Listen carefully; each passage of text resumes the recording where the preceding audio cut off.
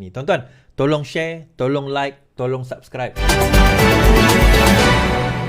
Apa Dr. Mujahid tak saman Ahmad Dusuki? Okay, malam ni saya cerita. Now, untuk latar belakang kes saman Ahmad Dusuki ni kepada Mujahid, dia macam ni. Semalam saya cerita, sangat cerita lagi. What happened is, kan itu kes tabung haji jual aset. Okay, jual aset kepada tabung haji kepada orang bukan Islam. Okay. Selepas itu, Ustaz Ahmad Dusuki kata, dia buat dalam satu ceramah, dia kata bahawa aset itu dijualkan kepada orang bukan Islam. Itu dakwaan beliau. Okay. Dia kata dibuat atau di aset itu telah dijual kepada orang bukan Islam. Kemudian dah lebih kurang tahun 2021, masa itu dah tak jadi kerajaan, Mujahid ada keluarkan satu tweet. Dia kata inilah dia pemfitnah, udahlah dia memfitnah sebagainya, beribu orang dah share. Seribu orang share, rupanya betul apa yang Mujahid buat. So Dusuki pun samanlah Mujahid. Okey, masa dia saman Mujahid, masa dia bagi saman Mujahid, mahkamah mendapati bahawa apa yang Mujahid cakap itu betul. Jadi saman itu kalah, Dusuki kalah dalam saman tersebut. Okey, bila dia kalah, dia nak buat rayuan. Bila dia buat rayuan, tak habis rayuan itu, dia pergi mahkamah tinggi, dia kalah, dia pergi mahkamah rayuan, dia tak jadi merayu mahkamah, dia tarik balik rayuan itu, maka dia kalah saman tersebut. Baik. Okey, dah kalah saman tak apalah, dia kalah saman. Okey. Tapi hari ini dia keluar menyatakan, dia keluar satu kenyataan. Now, kita kena faham dahulu kenapa dia kalah saman, tuan-tuan. Okey, kenapa dia kalah saman tersebut? Kita baca, Ahmad Dusuki gagal rayuan saman fitnah terhadap Mujahid. Bekas ahli parlimen Ahmad Dusuki Rani gagal dalam rayuan Mahkamah Tinggi hari Selasa berhubung keputusan Mahkamah Session. Dia mula-mula dikalah kat Mahkamah Session, dia merayu kat Mahkamah Tinggi, kalah lagi. Dia merayu kat Mahkamah Rayuan, tak habis Mahkamah Rayuan, dia tarik balik saman tersebut. Saman fitnah itu berikutan ucapan Mujahid selaku defendant di Twitter pada tahun 2020. Okey, dia kalah. Kenapa dia kalah? Now, sentral kepada kekalahan Dusuki ni adalah, menurut mahkamah juga berpendapat keterangan itu merupakan satu tindak balas terhadap kenyataan plantif Dusuki yang juga penasihat kompleks Darul Tibabun Nabawi itu yang disiarkan di aplikasi YouTube pada Februari. Keterangan itu juga menunjukkan terdapat penjelasan yang dibuat di Parlimen oleh mantan Perdana Menteri Muhyiddin Yassin terhadap soalan dikemukakan defendant bahawa aset TH yang kurang berdaya saing dipindahkan kepada sebuah syarikat yang dimiliki sepenuhnya oleh MOF di Perbadan dan TH tidak dikuasai oleh orang bukan Islam. Bermakna dalam Mahkamah Session, bila Mahkamah Session memutuskan bahawa tidak ada fitnah dalam kenyataan Mujahid, Mahkamah Session merujuk kepada kenyataan mantan Perdana Menteri Muhyiddin Yassin bila Mujahid tanya sewaktu Muhyiddin Yassin jadi Perdana Menteri, adakah aset itu dijual oleh tabung haji kepada orang bukan Islam dan kepada siapa dijual? Muhyiddin Yassin kata, tak.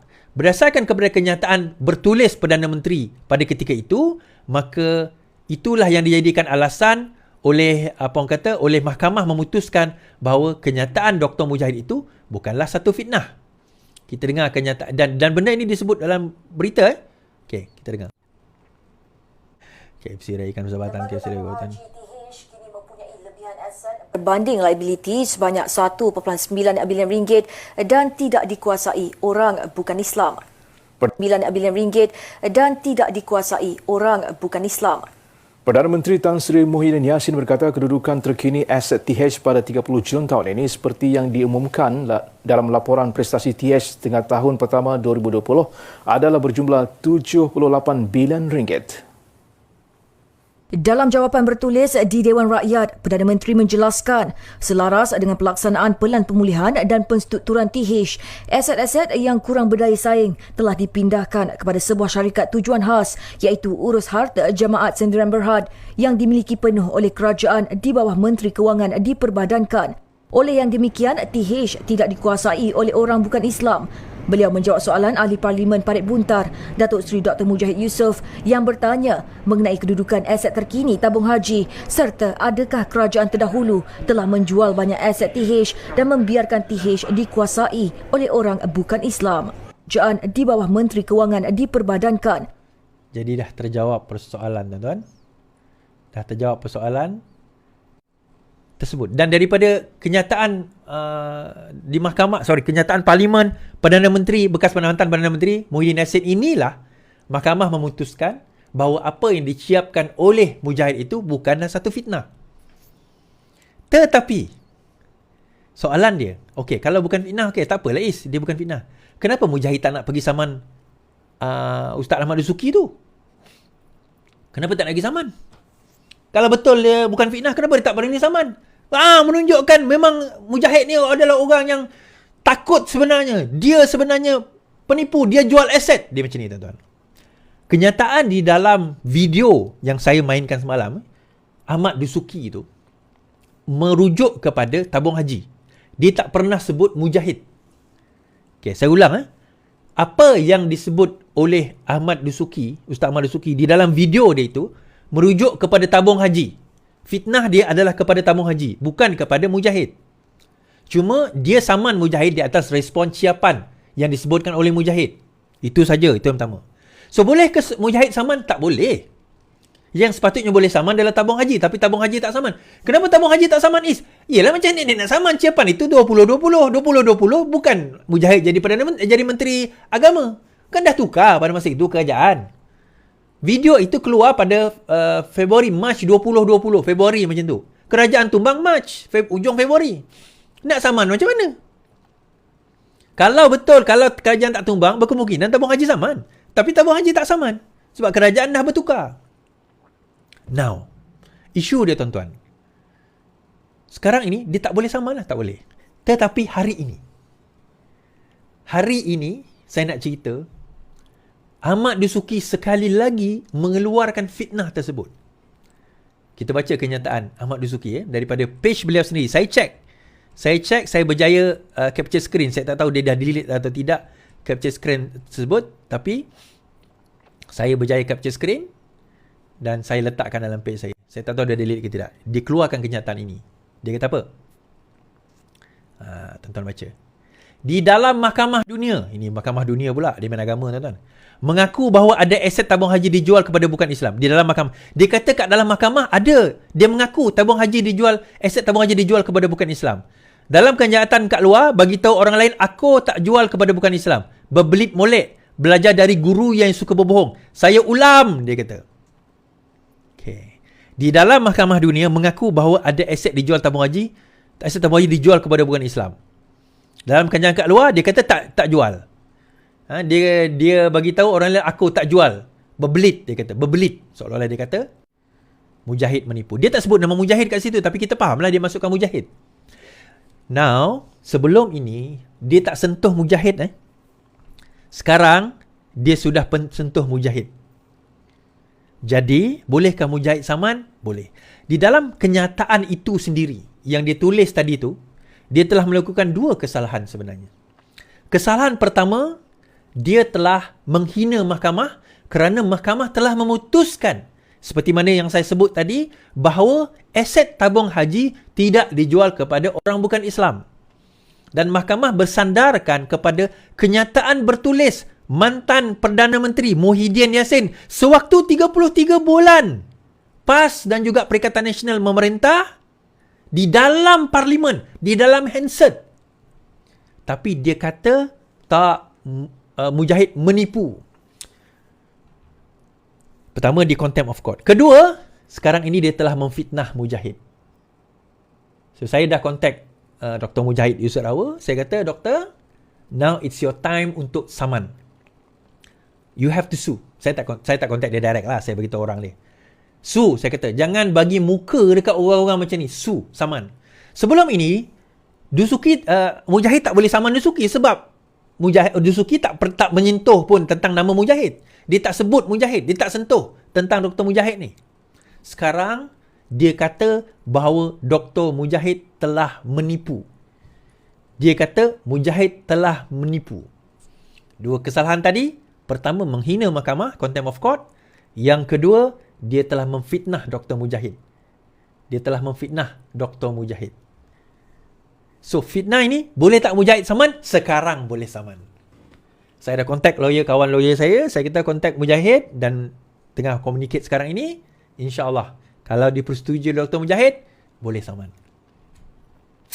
Tuan-tuan, apa dia fitnah yang dilemparkan oleh Ahmad Dusuki ni bukan setakat fitnah dia kepada Dr. Mujahid sebagai seorang Islam. Tapi fitnah yang dilemparkan juga kepada tabung haji. Agensi di bawah yang membawa orang Islam ni, di bawah institusi Islam. Bagaimana dia menggelarkan diri dia seorang ustaz? Dia macam ni lah tuan-tuan. Tak salah kita mengaku salah. Kenapa dia nak drag lagi benda ni? Kenapa dia dah masuk dalam lubang taik, dia selam diri dalam lubang taik tu lagi dalam. Lebih baik dia kata, saya khilaf, saya minta maaf. Dan perkara itu betul. Saya minta maaf dan saya terkhilaf. Dah lah. Habislah cerita. Ini nak sebut mahkamah dunia seolah-olah apa? Dia akan selamatkan mahkamah akhirat. And then satu lagi kenyataan tadi dia kata apa? Saya tak ingat dia kata, Dusuki sindir Mujahid. Dia kata apa? Saya baca. Lepas tarik rayuan di mahkamah, Dusuki sindir Mahathir. Setelah menarik balik rayuan terhadap terhadap bekas Menteri Agama, Ahmad Dusuki dilihat tidak terjejas dengan tindakan. Sebaliknya dia menyindir bekas menteri itu. Dia kata, saya percaya walaupun tuntutan saya ditolak mahkamah, ia tidak sebesar ditolak sebagai calon ahli Parlimen Parit Bunta apabila Mujahid kalah dalam PRU 15 kepada Ustaz Muhammad Misbahul Munir Masuki dari PN. Itu kalah PRU lebih menyayat hati. Akan keadilan pada saya bila saya bermunajat sendiri kepada pelaku yang tidak boleh melaksanakan keadilan Islam. Benarlah, sesungguhnya keadilan itu hanya daripada Allah, katanya. Tuan-tuan, keadilan itu memang daripada Allah. Dan Allah telah campakkan keadilan itu pada muka dia. Allah telah campakkan keadilan itu di depan muka dia. Tapi dia masih lagi memandang seolah-olah bahawa orang lain yang jahat, bukan diri dia. Dia kata, walaupun saya kalah di mahkamah ini tidak sebesar kekalahan Mujahid di Parit Bunta. Tuan-tuan, fitnah itu, kalah di Parit Bunta tu setakat kalah kerusi parlimen. 5 tahun nanti boleh bertanding balik. Tapi fitnah ini dah disebarkan, dah dalam WhatsApp, dalam video, akan kekal selama-lamanya. Ini yang dengar video saya, mungkin baca berita, fahamlah. Yang tak baca berita, yang tak dengar video saya, dia masih percaya. Dia orang masih berpegang tabung haji itu asetnya dijual kepada orang bukan Islam. Dia orang masih percaya kepada fitnah dan masih menyampaikan fitnah tersebut. Dosa yang mana lebih besar? Yang mana kekalahan lebih besar? Kekalahan dia kepada fitnah ataupun setakat kekalahan kerusi? Kekalahan kerusi, kalah kerusi tak ada membawa apa implikasi, kalah je lah. Setakat tak dapat gaji lah sebagai ahli parlimen, itu saja. Tetapi kekalahan kepada fitnah, dan lebih teruk, kalah fitnah tak apalah, kalah lah, bukan kata tak apa, kalah lah. Kalau dia minta maaf, kan itu lebih baik. But on top of dia kalah tu tuan-tuan, boleh pula dia dengan bangga dan egonya mengatakan dia tidak kalah. Ini semua kita bermunajat kepada Allah. Allah campakkan kebenaran itu di muka kamu, and yet kamu tak nak terima kebenaran. Siapa sebenarnya yang telah ditutup hati? Siapa sebenarnya yang telah ditutup hati dia dengan kebenaran? Ya Allah, ya Tuhanku, kita berdoa, ya Allah, janganlah kita ni ditutup hati kita daripada kebenaran.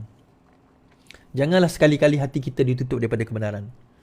Dan kerana apa? Bila Allah tutup hati kita daripada kebenaran, di situlah sebenarnya kita ni, kalau dalam satu istilah, ada satu istilah dalam satu istilah agama lah, saya lupa lah nama istilah tu, orang yang dia hanyut tau dalam dunia, dia tertipu dengan dunia ni, dan Allah hanyutkan dia, dan Allah tak bagi petunjuk kepada dia. Kita berdoa, ya Allah, berilah petunjuk kepada Ahmad Dusuki ini supaya dia menyedari kebenaran. Kita doa, ya Allah, berilah petunjuk kepada penganut-penganut PAS supaya mereka melihat kebenaran. Ya Allah, ya Tuhanku, berilah kebenaran, berilah petunjuk, hidayah dan taufikmu kepada penganut-penganut PAS ini, yang mana yang memfitnah, bukan semua lah yang memfitnah ni, supaya mereka sedar akan kebenaran yang sebenarnya. Itulah tuan-tuan, sebenarnya